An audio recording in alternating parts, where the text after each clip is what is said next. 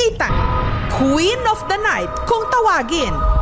Dahil ang puti at mahalimuyak nitong bulaklak sa gabi lang daw namumukadkad. Once it unfolds, sobrang extravagant. It grows up to like 8 inches and then mabango. Once a year lang siya nag-flower. One night lang siya open. So pagdating ng umaga, patay na.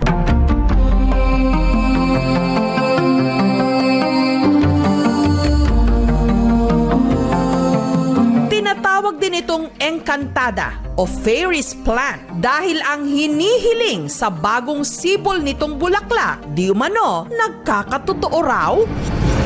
Yun lang, sa mga gustong magmay-ari nito, may saginto ang presyo. Sa mga secret group daw kasi sa Facebook, posibleng maibenta ito ng milyon.